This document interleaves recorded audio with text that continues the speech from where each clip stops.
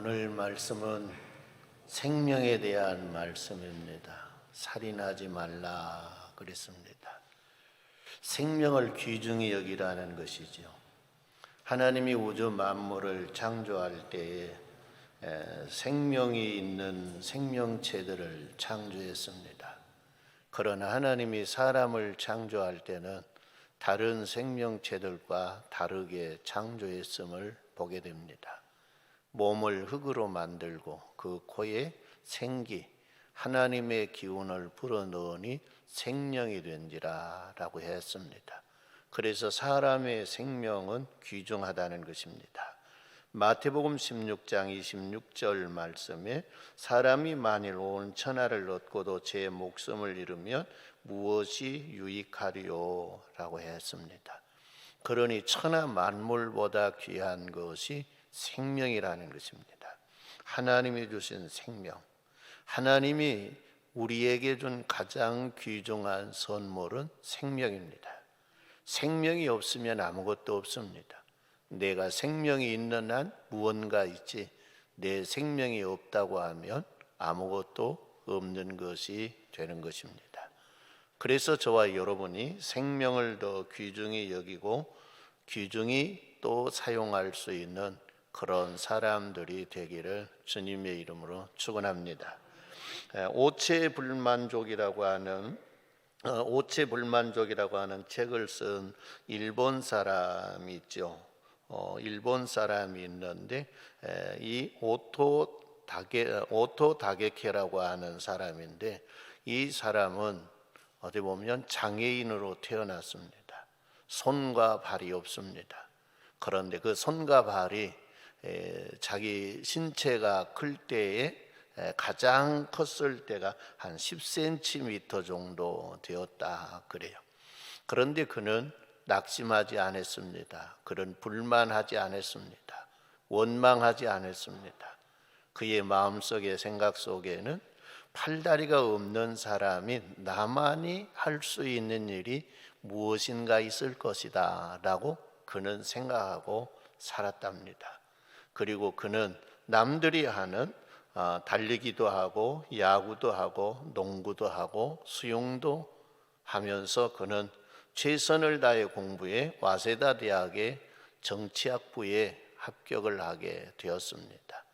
그래서 그는 항상 긍정적으로 살았고 자기에게 생명을 주신 그것을 감사하며 찬송하며 살았답니다. 우리의 신체가 멀쩡하면서도 우리는 원망도 많고 불평도 많고 하는 그런 삶을 살아간 우리들을 부끄럽게 하는 그런 어떤 모습을 보게 됩니다. 생명은 귀중합니다. 내 육신이 건강하든가 건강하지 않든가 간에 나에게 있는 생명은 단 하나입니다. 생명이 이 땅에 있는 동안 우리는 나에게 생명을 주신 하나님께 감사하고 찬송하며 살아가는 성도의 생활이 되기를 주님의 이름으로 축원합니다. 오늘은 계명 중에 제6계명입니다. 살인하지 말라는 것입니다. 이 계명은 다른 사람의 생명을 해치지 말라라고 하는 계명이죠. 나의 생명이 귀중한 것처럼 다른 사람의 생명도 귀중하다는 것입니다. 사람들은 대부분 보면 그럽니다. 내 것은 귀중하고 남의 것은 귀중하지 않는 것처럼 생각합니다.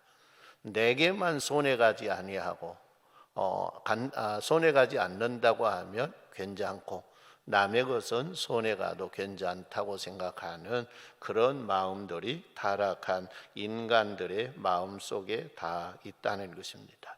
그래서 하나님은 너의 생명도 귀중하지만 이웃의 생명도 귀중하다라고 하는 것입니다.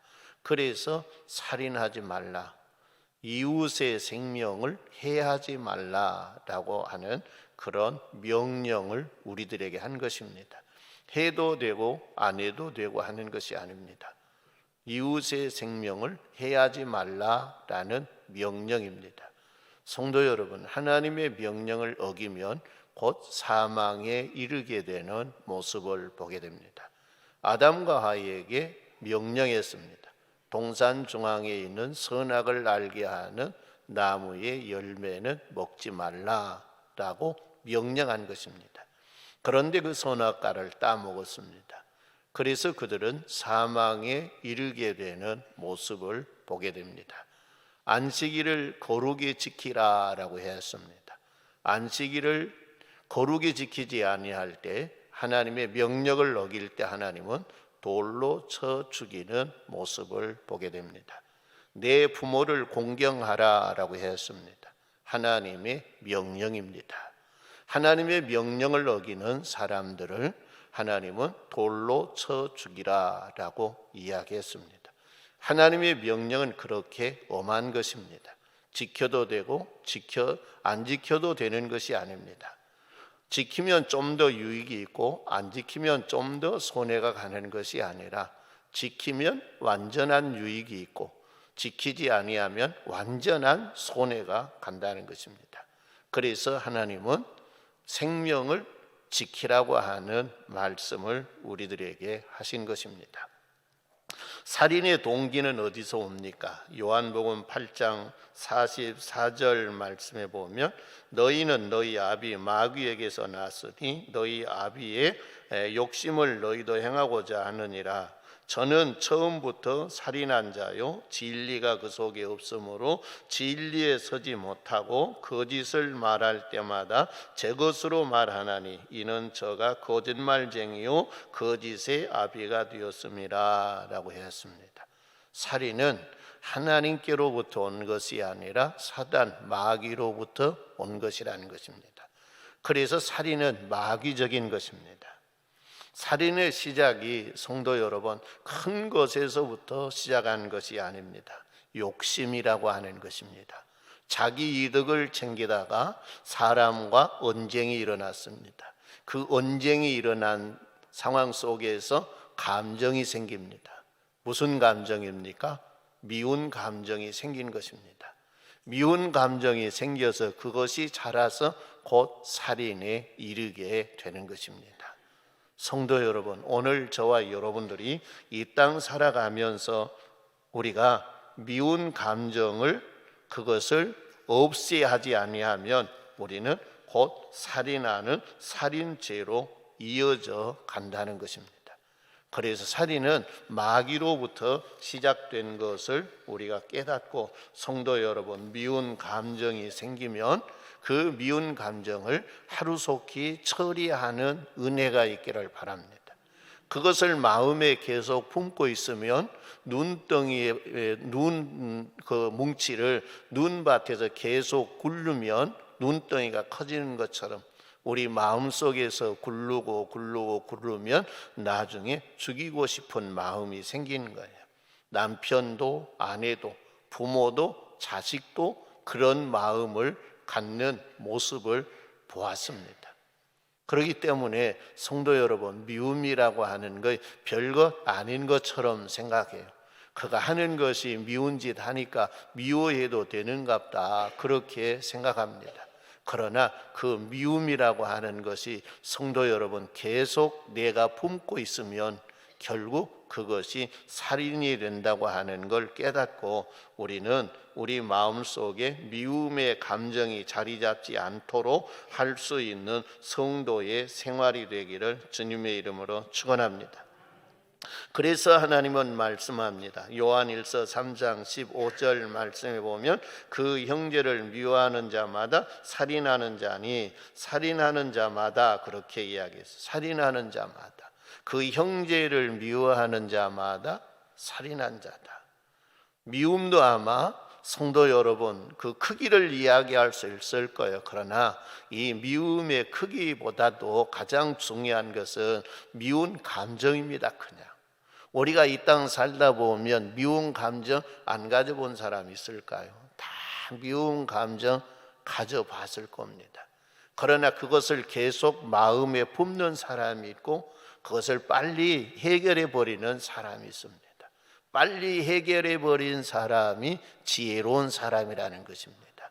성도 여러분의 마음속에 계속 미운 감정을 가지고 있는 사람이 있습니까?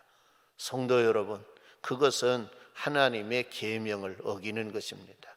그것은 그를 죽이기 전에 하나님 앞에 내 영이 죽는다고 하는 걸 알아야 됩니다. 주의 은혜가 함께 하셔서 아무리 미운 짓을 해도 성도 여러분, 그를 미워하는 감정이 우리들에게 없기를 바랍니다. 미워하는 감정이 없으면 성도 여러분 어떤 마음이 생기는가? 긍휼히 여기는 마음이 생겨요. 불쌍한 마음이 생겨요. 그러니까 처음에는 믿음이 없을 때는 그냥 미운 감정이 있지만은 내가 믿음이 성장하고 주님의 성품을 닮아가면 미운 감정이 아니라 불쌍하고 긍휼히 여기는 감정으로 바뀌더라고요. 그래서 미운 감정을 이길 수 있는 거예요. 오늘 우리 성도들이 이 땅에서 미워하는 사람이 없이 살 수 있기를 바랍니다. 혹시 지금까지 마음속에 미워하는 사람이 있으면 그를 용서하고 그 미움에서 벗어날 수 있는 사람이 되어야 합니다. 만약 어떤 사람이 10년 전부터 어떤 일로 인해서 미운 감정을 가졌습니다. 그 감정을 가지고 10년을 살아왔습니다. 그러면 성도 여러분, 동일인을 몇 번이나 죽였을까요? 아마 하루에 한 번씩 더 죽였을 겁니다. 생각이 날 때마다, 볼 때마다, 어떤 일이 있을 때마다 그가 미워 죽겠고 하니까 성도 여러분, 한 번 죽인 것이 아니라 아마 10년 동안 죽였으면 100번, 1000번, 10,000번도 죽였을란가 모릅니다. 그런데 우리는 그걸 별것 아닌 것처럼 생각합니다. 왜 그럴까요? 사탄 마귀가 우리의 마음을 그렇게 무디게 만들어 놨습니다. 기도하고 우리의 영이 깨어 있고 성도는 우리의 영이 맑아지면 맑아질수록 미워하는 감정이 한 번 들고 나면 그 죄를 회개하기 위해서 성도 여러분, 때로는 금식하고 때로는 부르짖어 기도하는데 내 영이 무디어져 버리면 그것이 당연한 것처럼 생각해요. 원인이 내게 있는 것이 아니라 저 사람에게 원인이 있다고 생각하고 계속해서 미워하고 증오하고 하는 거예요. 그건 사탄의 속임수예요. 그 사탄의 속임수에서 깨어나는 은혜가 있기를 바랍니다. 그동안 우리는 수없이 많이 죽인 사람들, 성도 여러분, 주님 앞에 우리가 회개하고 내가 어리석어서 내가 알지 못해서 이렇게 많은 내 사랑하는 사람, 가까이 있는 사람, 더욱더 사랑해야 할 사람들을 죽였습니다 라고 주님 앞에 고백하고 회개하고 우리는 그들을 사랑하면서 살아갈 수 있는 성도의 생활이 되기를 주님의 이름으로 축원합니다. 하나님의 성령이 주시는 마음은 미워하는 마음이 아닙니다. 긍휼히 여기는 마음, 사랑하는 마음입니다. 이 미워하는 마음은 사단으로부터 온 것입니다. 예를 들어서 성도 여러분, 어떤 사람하고 관계를 했는데 그 사람에게 미운 감정이 듭니다. 이것은 사단으로부터 온 것입니다. 성도 여러분, 그 감정을 우리는 물리쳐야 합니다. 성령의 하나님은 아무리 나를 해롭게 할지라도 그를 성도 여러분 긍휼히 여기고 사랑하는 마음을 갖게 됩니다. 예수님이 그렇게 했습니다. 스데반 집사님이 그렇게 했습니다. 그것이 성령이 주시는 진정한 마음이라는 것입니다. 오늘 우리들의 마음이 그렇게 성장하고 성숙되는 은혜가 있기를 주님의 이름으로 축원합니다. 살인죄의 결과를 보면 무섭습니다. 살인죄의 결과를 보면 성도 여러분, 우리는 나로 인해서 땅이 저주를 받고 땅이 저주를 받아서 소출을 내지 못하게 하는 것이 살인죄의 결과입니다. 땅이 저주를 받아서 밭을 갈아도 땅이 그 효력을 내게 주지 아니할 것이요 라고 한 것은 가인이 아벨을 죽이고 난 다음에 하나님이 하시는 말씀입니다. 그러니까 살인죄를 짓고 난 사람이 성도 여러분 노력하면 노력한 만큼 소득을 얻는 것이 아니라 노력해도 소득을 얻지 못한다는 것입니다. 그래서 오늘 우리 성도들은 이 땅에서 살인하는 일이 없기를 바랍니다. 우리가 물으면 그럴 겁니다. 나는 사람 죽인 적이 없습니다 라고 할 겁니다. 그러나 미워하는 것도 살인입니다 라고 이야기하고 말하면 아마 나는 사람 죽인 적이 없습니다 라고 자신 있게 말할 사람이 한 사람도 없을 것입니다. 때로는 남편을 죽였습니다. 때로는 아내를 죽였습니다. 때로는 자식을 죽였고 때로는 부모를 죽였습니다. 때로는 형제 자매를 죽였습니다. 때로는 이웃을 죽이는 그런 살인죄를 범했던 것입니다. 이 문제를 해결하지 아니하고서는 성도 여러분, 저와 여러분들이 수고한 만큼의 소득을 얻지 못한다는 것입니다. 우리는 남을 미워했던 것, 남을 죽였던 것 다 회개하고 성도 여러분 회복되는 성도의 생활이 되셔서 여러분들의 수고가 헛된 수고가 아니라 여러분들의 수고한 만큼 소득을 얻어 하나님을 영화롭게 할 수 있는 성도들이 되기를 주님의 이름으로 축원합니다. 살인을 몇 가지로 우리는 생각할 수 있습니다. 직접적인 살인과 간접적인 살인, 그리고 실수로 인해서 사람을 죽이는 살인도 있는 모습을 보게 됩니다.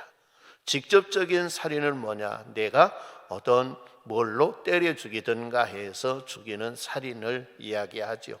간접적인 살인은 안 죽인 것 같지만은 좌우지간에 그를 괴롭혀서 죽이는 살인을 간접적인 살인이라고 이야기합니다. 실수해서 죽이는 살인은 성경에 어떤 이야기가 있습니까? 나무를 가서 도끼로 나무를 하다가 도끼날이 도끼 자루에서 빠져서 옆에 있던 사람에게 맞아서 사람이 죽었습니다. 이것을 실수로, 오살자라 그래요. 실수로 사람을 죽이는 것. 좌우지간에 실수로 사람을 죽였던 사람이 생명을 보존받으려고 하면 도피성으로 도망가야 합니다. 거기서 그의 가족에게 바로 잡히면 죽여도 누구에게 항변을 할 수가 없습니다. 하나님은 실수로 사람을 죽일 때에 그를 보호할 수 있는 그런 하나님의 제도가 있는데 그것은 도피성으로 도망가라는 것입니다. 그래서 도피성으로 가는 길은 크게 나 있고 직선으로 나 있습니다. 빨리 갈 수 있도록 되어 있다는 것입니다. 그래서 그 도피성 안에 들어가서 자기가 이러이러한 것을 해서 사람을 죽였다고 거기에 제사장에게 고하고, 성도 여러분, 그때 대제사장이 죽기 전에는 그 성에서 나오지 못하는 그런 모습을 보게 돼요. 다른 어떤 죄로 인해서, 어떤 일로 인해서 사람을 직접 살인했던가 간접 살인했던가 한 사람은 도피성에 들어갔다 할지라도 그는 끌려 나와서 그는 죽임을 당할 수밖에 없습니다. 하나님은 그러기 때문에 실수해서 죽인 사람만 하나님이 그를 보호할 수 있는 길을 열어줬지, 계획적으로 자기가 사람을 죽이는 그 사람은 보호하지 않는다는 것입니다. 오늘 우리 성도들의 마음속에 항상 생명을 귀중히 여기는 그런 마음을 가지고 이 땅을 살아가는 성도들이 되기를 주님의 이름으로 축원합니다. 그래서 나의 생명도 귀중하고 이웃의 생명도 귀중한 걸 깨닫고 우리는 성도 여러분, 생명을 사랑할 수 있는 사람들이 되기를 주님의 이름으로 축원합니다. 마태복음 22장 36절에 보면 한 율법사가 예수님을 시험하여 질문을 합니다. 선생이여, 율법 중에서 어느 계명이 큽니까? 라고 했습니다. 이에 대해서 예수님의 대답은 22장 37절로 40절 말씀이 이렇게 대답합니다. 내 마음을 다하고 목숨을 다하고 뜻을 다하여 주 너희 하나님을 사랑하라 하셨으니 이것이 크고 첫째 되는 계명이요 둘째는 그와 같으니 내 이웃을 내 몸과 같이 사랑하라 라고 했습니다. 그러니까 하나님 사랑, 생명 사랑입니다. 내 이웃을 내 생명같이 사랑하라는 것이에요. 성도 여러분, 자기의 생명을 사랑하지 않는 사람은 하나도 없을 겁니다. 모든 사람들이 자기의 생명을 사랑합니다. 그와 같이 이웃의 생명도 사랑하라는 것입니다. 생명이 그만큼 귀중하기 때문에 생명을 존중히 여기고 성도 여러분, 소중히 여길 수 있는 사람이 되어야 합니다. 내 인격이 귀중한 것처럼 이웃의 인격이 귀중합니다. 내 자존심이 귀중한 것처럼 이웃의 자존심도 귀중합니다. 그렇기 때문에 우리는 성도 여러분, 이웃을 대할 때 나를 대하는 것처럼 하라는 것입니다. 간혹 병원이나 이런 데 가보면 그런 문구들이 있더라고요. 자녀를 치료한 것처럼 하겠습니다. 부모를 치료하는 것처럼 하겠습니다. 그것이 어떻게 보면 의사의 마음의 자세인 것 같아요. 왜 그러느냐? 내 부모의 생명이 귀중한 것처럼 내가 환자들의 생명을 귀중히 여기겠습니다. 내 자녀의 생명과 건강이 귀중한 것처럼 환자의 생명과 건강이 귀중한 걸 알고 그렇게 내가 치료하겠습니다 라고 하는 그런 문구들을 써놨더라고요. 성도 여러분, 오늘 저와 여러분들도 내 생명이 귀중하고 내 가족의 생명이 귀중하고 이웃의 생명도 귀중히 여기는 그런 삶을 살아가는 은혜가 있기를 주님의 이름으로 축원합니다. 무관심도 죄라 그랬고 무관심도 어떻게 보면 살인죄라고 이야기하는 그런 모습을 보게 됩니다. 어려움이 있는데 성도 여러분, 그걸 무관심해서 그 사람이 죽었습니다. 그러면 그에게 살인죄를 적용한다는 것입니다. 우리 하나님이 그래 했습니다. 이웃에게 복음을 증거해야 되는데 복음을 증거하지 아니해서 그가 죽으면 그의 핏값을 너에게서 받으리라.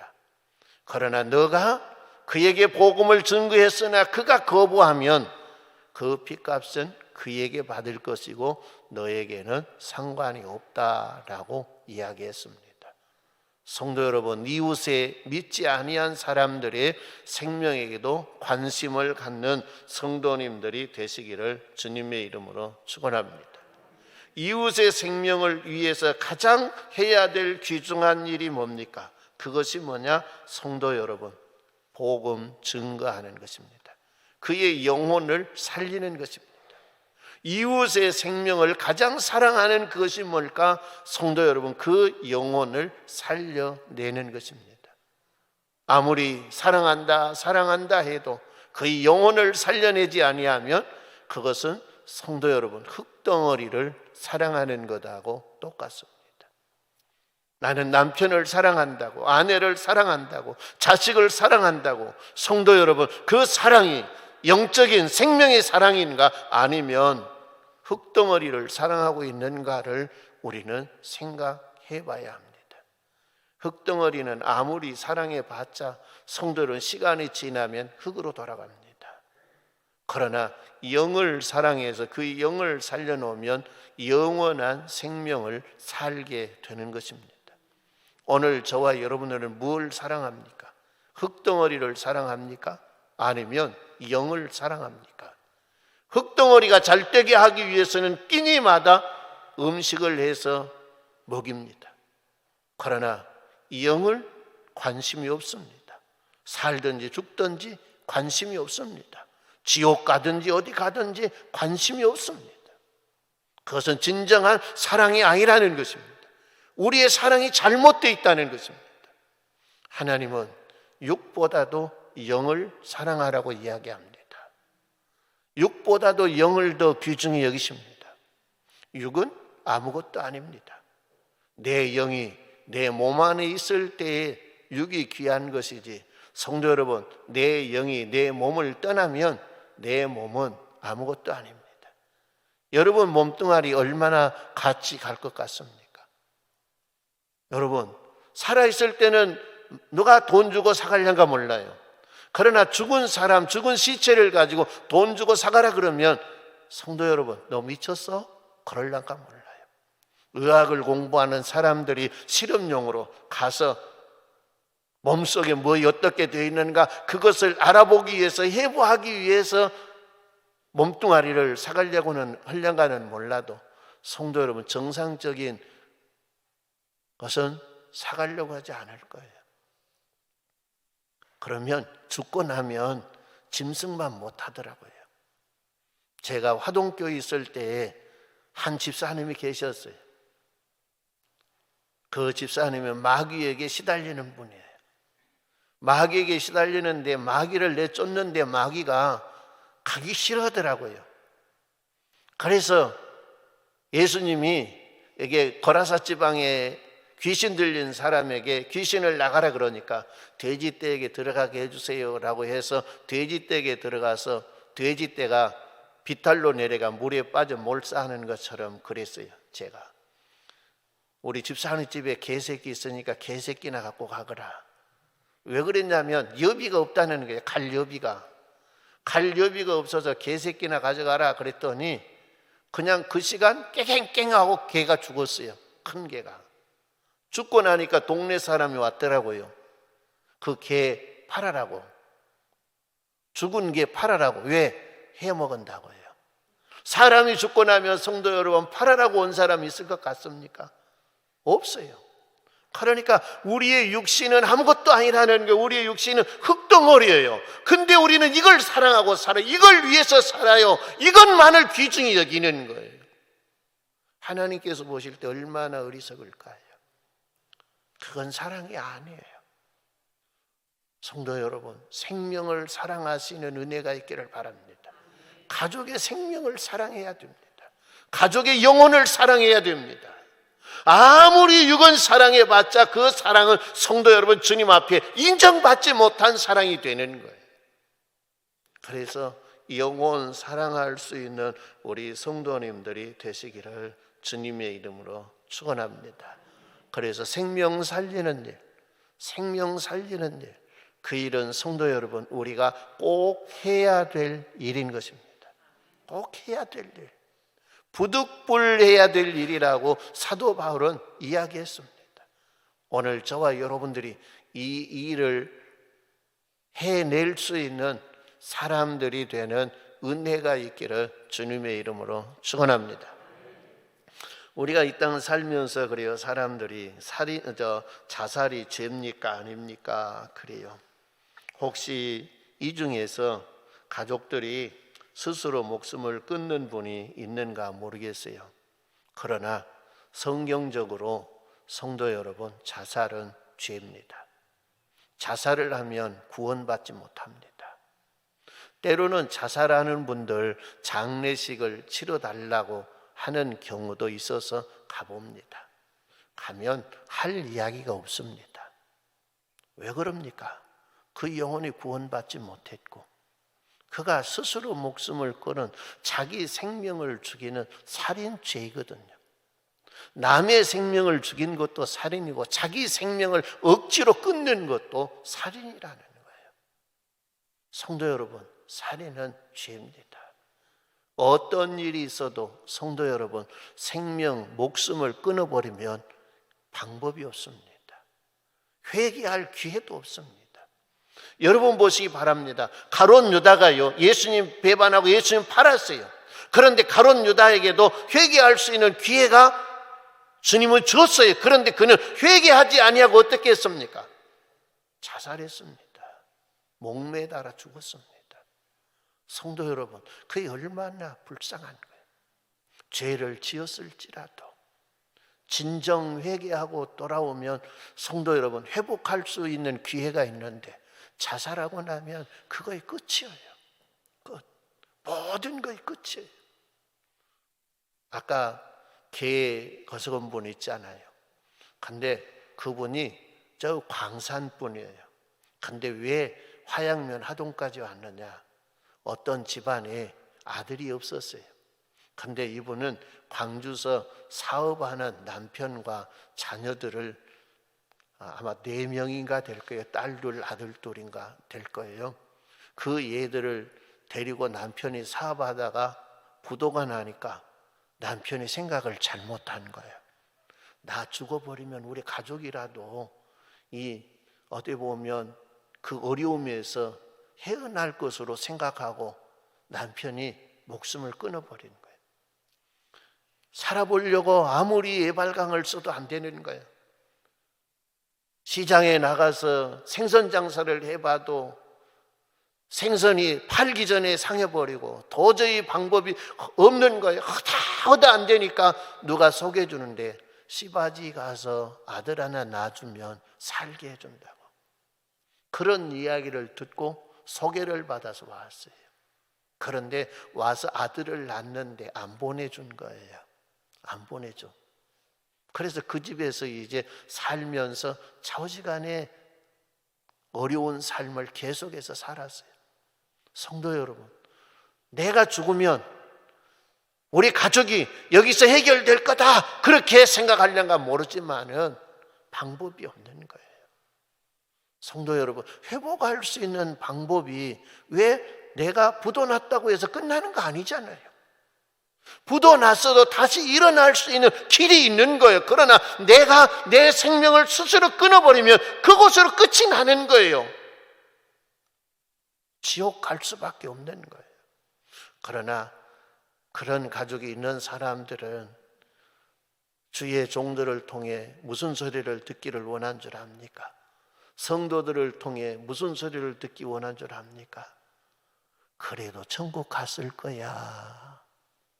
그 소리를 듣기를 원해요. 근데 그것은 진짜입니까? 거짓말입니까? 참말이에요? 거짓말이에요? 자기가 스스로 생명을 끊었는데 그 사람 듣기 좋아라고 그래도 옛날에 교회 댕겼으니까 천국 갔을 거야. 그 말은 거짓말이에요. 성도 여러분, 어떤 일이 있어도 생명을 스스로 끊는 일이 없기를 바랍니다. 생명을 스스로 끊어서는 안 돼요. 그리고 우리 자녀들에게도 성도 여러분 이것을 가르쳐야 돼요. 왜? 세상 살다 보면 어렵고 힘든 일을 만날 수밖에 없는 거예요. 살기 어렵고 고통스러운 일 만날 수밖에 없어요. 세상이 그러기 때문에 그런 거예요. 아무리 어려운 일을 만나도 자살해서는 안 된다. 자살해서는 안 된다. 성도 여러분, 우리는 우리 자녀들에게 잘 가르치는 은혜가 있기를 바랍니다. 가르치는 은혜. 그래서 생명 귀중함을 알아야 돼요. 내 생명을 스스로 내 생명 귀중히 여기고 귀중히 생각하면서 생명 주신 하나님께 감사하며 살고 이웃의 생명도 성도 여러분 귀중히 여기고 살아가는 성도들이 되기를 주님의 이름으로 축원합니다. 그 다음에 사람들이 그래요. 낙태가 죄입니까? 그래요. 낙태가 살인죄입니까? 그래요. 낙태가 살인죄입니까? 아닙니까? 낙태가요. 사람들은 뭐 몇 개월 이내는 괜찮다 어쩌다 저쩌다 라고 이야기해요.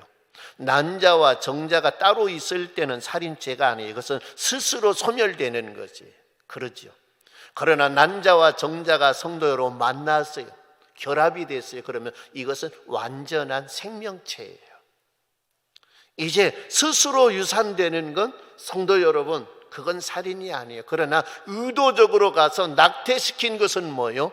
살인죄예요. 누가 누구를 죽인 거예요? 누가 누구를 죽였어요? 엄마가 새끼를 죽인 거예요. 우리나라에 인구가 많다고 해서 처음에는 둘 만나서 잘 길러자라고 하다가 그 다음에는 하나만 낳아서 잘 길러자라고 했어요. 그래서 점점 출산율이 적어진 것이 지금 이 현실이 됐어요. 그때 당시 앞장서서 계몽 운동을 했던 사람이 김환란 박사예요. 김환란 박사는 예수 믿는 사람이에요. 이 사람은 이 운동을 할 때에 그것이 그렇게 큰 죄인 줄 모르고 했어요. 그러나 나중에 그가 고백한 것이 있어요.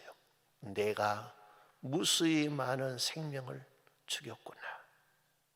알지 못해서 무지해서 나라에서 정책적으로 하니까 별 죄의식 없이 했는데 나중에 알고 보니까 이것이 뭐예요? 죄 짓게 만드는 것이라는 거예요. 아마 모르겠어요. 여기서도 상당한 많은 사람들이 자기 새끼를 돈 받고 죽인 것이 아니라 돈을 주고 죽였어. 이것은 뭐냐? 살인죄이기 때문에 회개해야 돼요. 회개해야 돼. 왜? 하나님이 주신 생명이에요. 아이를 낳으려고 그래서 낳아지고 안 낳으려고 그래서 안 낳아집니까? 아이가 생기는 것은 하나님의 섭리예요. 하나님이 허락하셔야 되는 거예요. 그런데 그 생명을 우리는 죽였어요. 별 죄의식 없이 죽였어요. 성도 여러분, 우리는 이렇게 세속 문화에 깊이 젖어들다 보면 별 죄의식 없이 짓는 죄들이 엄청나게 많더라는 거예요. 주의 은혜가 함께 하셔서 성도 여러분, 생명 귀중히 여기는 은혜가 있기를 바랍니다. 그리고 자녀들에게도 하나님이 주시는 대로 나라, 하나님이 주시는 대로 나라. 그것이 성경의 원리예요. 하나님의 원리인 거예요. 어떻게 기르려 그래? 성도 여러분, 어떻게 기릅니까? 하나님이 기르신 거예요. 내가 기른 것 아니에요. 하나님이 기르세요. 주시는 대로 받고 주시는 대로 나서 주시는 대로 하나님이 기뻐하는 사람으로 양육할 수 있는 성도들이 되기를 주님의 이름으로 축원합니다.